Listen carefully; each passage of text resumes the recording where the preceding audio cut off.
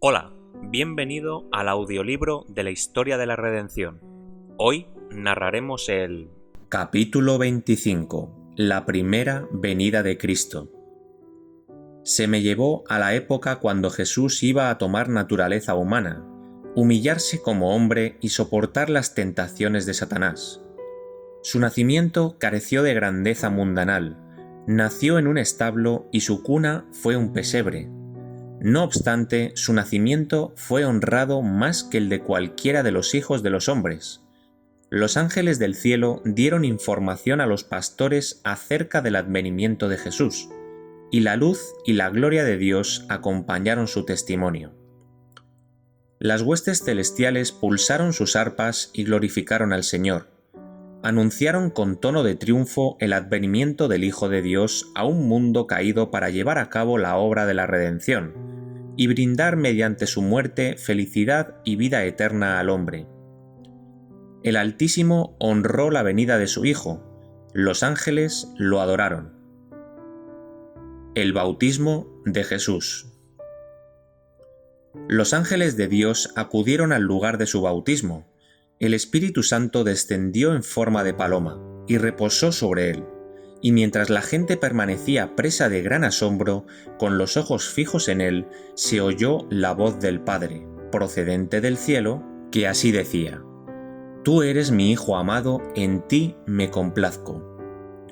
Juan no estaba seguro de que fuera el Salvador el que había venido a ser bautizado por él en el Jordán, pero Dios había prometido darle una señal por medio de la cual podría saber quién era el Cordero de Dios.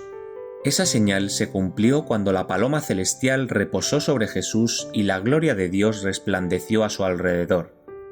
Juan alzó la mano y señalando al Señor clamó con fuerte voz: «He aquí el Cordero de Dios que quita el pecado del mundo».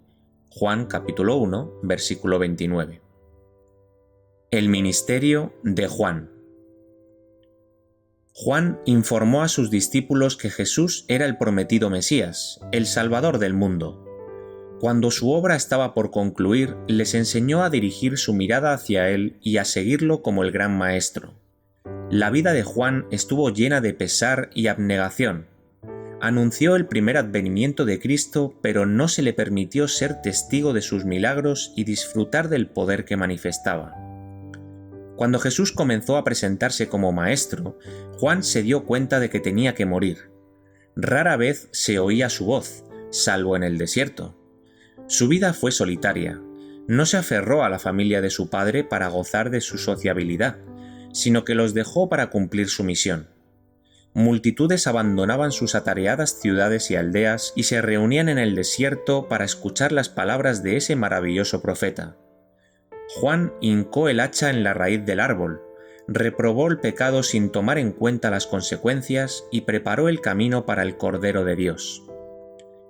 Herodes se sintió impresionado al escuchar los testimonios poderosos y certeros de Juan, y con profundo interés preguntó qué debía hacer para ser su discípulo. Juan estaba al tanto de que el rey quería casarse con la mujer de su hermano, mientras éste aún vivía, y con fidelidad le dijo que eso no era lo correcto. Pero Herodes no estaba dispuesto a hacer sacrificios.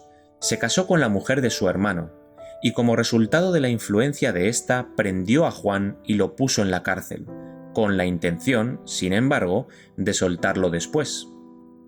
Mientras Juan se hallaba allí confinado, se enteró por medio de sus discípulos de las poderosas obras de Jesús. No podía escuchar sus palabras llenas de gracia, pero los discípulos le informaron y lo consolaron con lo que habían oído. Pronto Juan fue decapitado como resultado de la influencia de la mujer de Herodes. Vi que los más humildes discípulos que siguieron a Jesús fueron testigos de sus milagros y escucharon las consoladoras palabras que brotaban de sus labios. Fueron mayores que Juan el Bautista. Fueron más exaltados y honrados, y derivaron mayor placer de la vida. Juan vino con el espíritu y el poder de Elías para proclamar la primera venida de Jesús. Se me señaló los últimos días y vi que Juan representa a los que saldrán con el espíritu y el poder de Elías para anunciar el día de la ira y la segunda venida de Jesús. La tentación. Después del bautismo de Jesús en el Jordán, fue conducido por el Espíritu al desierto para ser tentado por el diablo. El Espíritu Santo lo preparó para la experiencia especial de esas fieras tentaciones. Durante 40 días fue tentado por Satanás, y en su transcurso no comió nada. Todo lo que había a su alrededor era desagradable, tendiente a quebrantar la naturaleza humana. Estaba rodeado por bestias feroces y por el diablo, en un lugar desolado y solitario. El Hijo de Dios estaba pálido y exhausto por causa del ayuno y el sufrimiento, pero su camino estaba trazado y debía cumplir la tarea que había venido a realizar. Satanás se aprovechó de los sufrimientos del Hijo de Dios y se preparó para asediarlo con diversas tentaciones, con la esperanza de vencerlo ya que se había humillado y se había hecho hombre. El enemigo apareció con esa tentación: si eres hijo de Dios, di a esta piedra que se convierta en pan. Tentó a Jesús a que aceptara dar pruebas de su carácter mesiánico por medio del ejercicio de su poder divino. Jesús le contestó con mansedumbre: escrito está, no solo de pan vivirá el hombre, sino de toda palabra de Dios. Lucas capítulo 4, versículos 3 y 4. Satanás trataba de disputar con Jesús con respecto a su condición de Hijo de Dios. Se refirió a su debilidad y a sus sufrimientos y con fanfarronería afirmó que era más fuerte que Cristo. Pero las palabras procedentes del cielo, «Tú eres mi Hijo amado, en ti tengo complacencia», fueron suficientes para sostener a Jesús durante todos sus sufrimientos.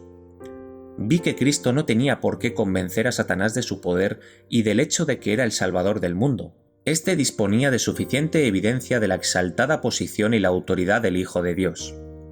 Su renuencia para someterse a la autoridad de Cristo le había cerrado las puertas del cielo.